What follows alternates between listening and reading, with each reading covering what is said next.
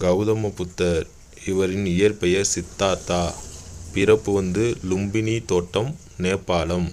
பெற்றோர் சுத்தோதனா மற்றும் மாயாதேவி.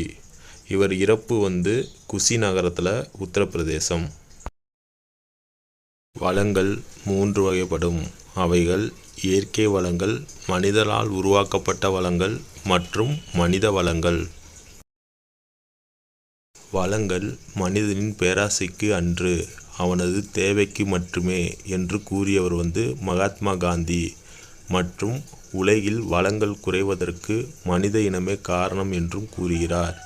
இங்கு வளங்கள் மனிதனின் பேராசைக்கு அன்று, அவனது தேவைக்கு மட்டுமே என்று கூறியவர் யார் என்றும், உலகில் வளங்கள் குறைவதற்கு மனித இனமே காரணம் என்று கூறியவர் யார் என்றும் கேட்பாங்க. நல்லா பார்த்து வச்சுக்கோங்க. கிரீஸ் நாட்டில் உள்ள ஒலிம்பியாவில் கிமு பொது ஆண்டுக்கு முன் 5ஆம் நூற்றாண்டில் கட்டப்பட்ட கோயில் ஜியஸ் என்ற கடவுளுக்கு அர்ப்பணிக்கப்பட்டுள்ளது. இது பண்டைய உலகின் 7 அதிசயங்களில் ஒன்றாகும். இங்கு முக்கியமானதுன்னு பார்த்தா, பண்டைய உலகின் 7 அதிசயங்கள் ஒன்று எதுன்னு பார்த்துக்கோங்க. அதே மாதிரி ஜியஸ் கோயில் எங்கு உள்ளது மற்றும் எத்தனாம் நூற்றாண்டுன்னு பார்த்து வச்சுக்கோங்க. இயற்கை தேசிய சின்னங்கள் பார்ப்போம்.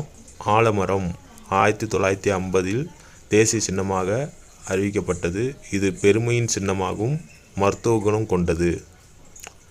இங்கே முக்கியன்னு பார்த்தா, ஆலமரம் எப்போது தேசிய சின்னமாக அறிவிக்கப்பட்டதுன்னு கேட்பாங்க. 1950. மயில் தேசிய சின்னமாக அறிவிக்கப்பட்ட ஆண்டு 1963. இந்தியாவை தாயகமாக கொண்டது தோகையை கொண்ட பறவை மயிலாகும். இங்கு முக்கியன்னு பார்த்தா, மயில் தேசிய சின்னமாக அறிவிக்கப்பட்ட ஆண்டு 1963. தோகையை கொண்ட பறவை எதுன்னு கேட்பாங்க. மயில்.